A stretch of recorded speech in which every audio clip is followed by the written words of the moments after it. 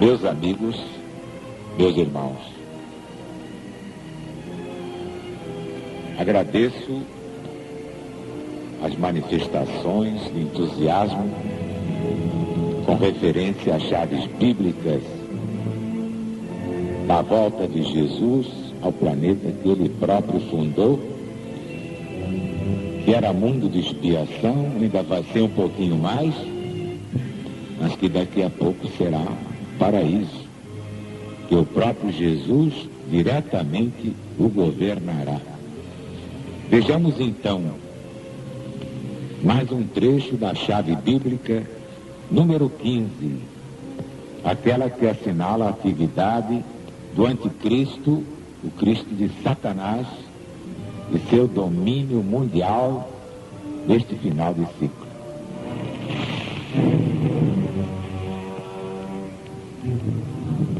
Livro do profeta Daniel, capítulo 7º, exatamente como se encontra no livro do presidente da LBV, Mensagem de Jesus para os Sobreviventes. Capítulo 7º de Daniel. Depois disto, eu continuava olhando nas minhas visões da noite, e eis aqui o quarto animal terrível, espantoso e sobremodo forte, o qual tinha grandes dentes de ferro, e ele devorava e fazia em pedaços, e pisava aos pés o que sobejava. Era diferente de todos os animais que apareceram antes dele, e tinha 10 chifres. Estando eu a observar os chifres, eis que entre eles subiu outro pequeno, diante do qual 3 dos primeiros chifres foram arrancados. Eis que neste chifre havia olhos como os de homem, e uma boca que falava com insolência. Então tive desejo de conhecer a verdade a respeito do quarto animal, que era diferente de todos os outros, muito terrível, cujos dentes eram de ferro e cujas unhas eram de bronze, e devorava, fazia em pedaços, e pisava aos pés o que sobejava. E também dos 10 chifres que tinha na cabeça, e do outro chifre que subiu, e diante do qual caíram 3, daquele chifre que tinha olhos e uma boca e falava com insolência, e parecia mais forte que os seus companheiros. Eu olhava, e eis que este chifre fazia guerra contra os santos e prevalecia contra eles.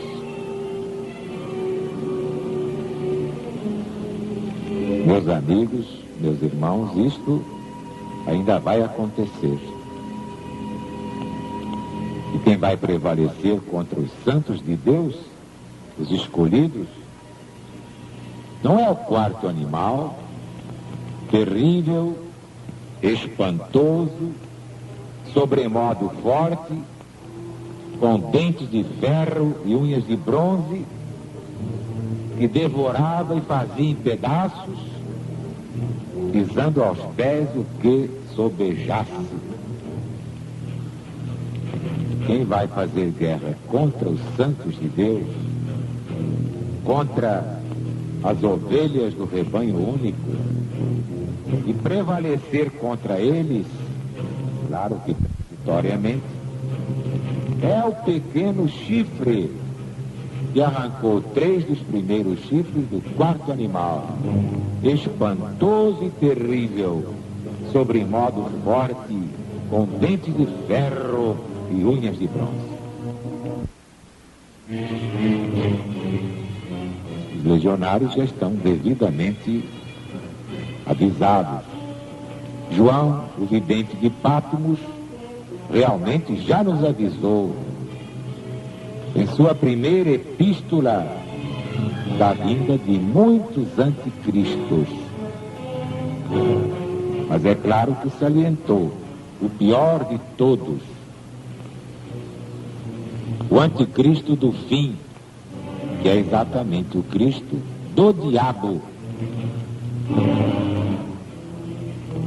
Já expliquei aqui que assim como há a Trindade do bem, Deus, Jesus, Espírito Santo, Paráclito, também há a Trindade do mal, Satanás, Anticristo, falso profeta.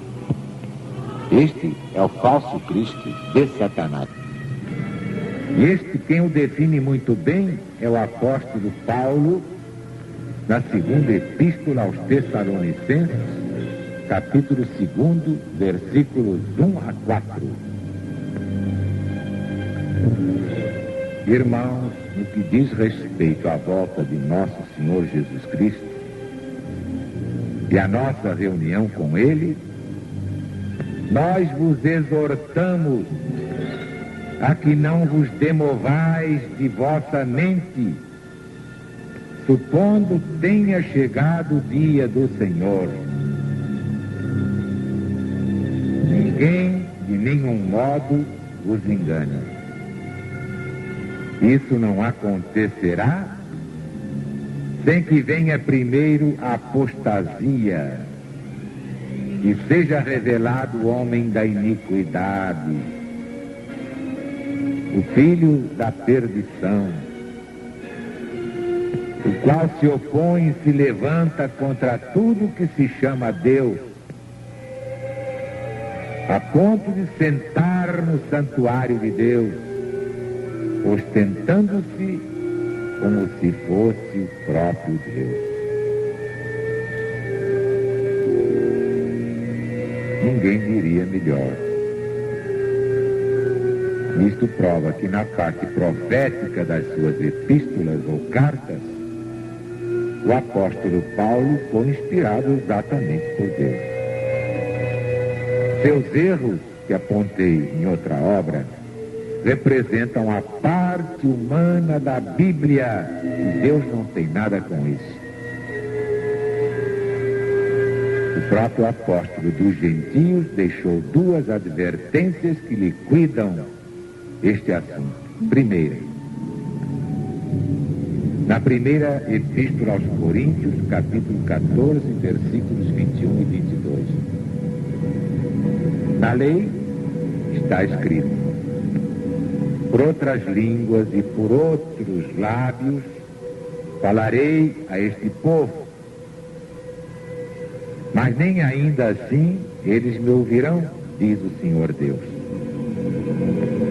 As línguas, pois, são um sinal não para os fiéis, mas para os infiéis.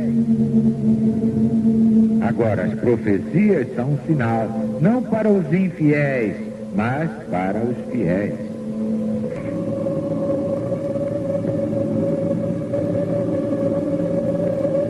Profundíssimo, só podia ser de Deus. Vejam bem. As profecias são um sinal não para os infiéis, mas para os fiéis. Os infiéis confundem profecia com horóscopo. Segunda advertência de Paulo apóstolo. Segunda a Timóteo, capítulo 3, versículos 16 e 17. Toda escritura divinamente inspirada é útil para ensinar, para repreender, para corrigir, para formar na justiça, a fim de que o homem de Deus seja perfeito, apto para toda obra boa. Ouviram com atenção? Toda, isto é, qualquer escritura, porque não está escrito aqui toda a escritura, toda a Bíblia.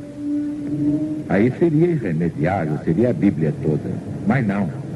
Toda escritura, toda sem o A escritura, senão seria toda ela de Deus, mas não. Toda escritura, qualquer escritura divinamente inspirada é útil para ensinar, para repreender, para corrigir, para formar na justiça, a fim de que o homem de Deus seja perfeito e apto para toda obra boa. Então está aqui bem claro, não é toda a escritura. O que é de Deus é a parte profética. Os profetas foram apenas médiuns psicógrafos. Nem eles sabiam o que estavam profetizando. Por quê? Porque a profecia não era deles, era de Deus. Como quando Jesus diz: Aru, escreve aí. Eu escrevo e depois é que vou saber o que é que ele quer. Não, nós somos meros e ordinários instrumentos, nada mais que isso. Aí está o valor da pregação da LBV, que faz este discernimento fundamental. Há a parte divina da Bíblia, essa é eterna, e a parte humana da Bíblia. Deus não tem nada com isso. A parte profética, a divina, é infalível, porque vem de Deus. Agora a parte humana está cheia de fantasias, porcarias, como todas as coisas que saem da cabeça do homem. O homem tem fantasias, porcarias, não poderia deixar de tê-las na própria Bíblia. Mas Santo Agostinho, referindo-se à Bíblia, afirmou que é uma espécie de impiedade não ler aquilo que por nós e para nós escreveu a mão do próprio Deus. Coitado de Santo Agostinho, enganou-se redondamente. Deus não escreveu a parte humana da Bíblia, escreveu a parte divina, mas não a parte humana, que do contrário nem eu acreditaria em Deus.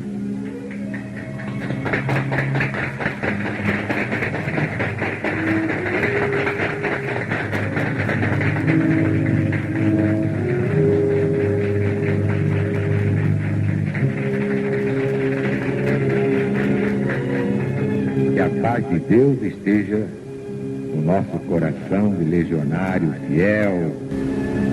Que todos aqueles que se afastaram, estão com vergonha de voltar, tratem de salvar suas almas, porque Deus está presente.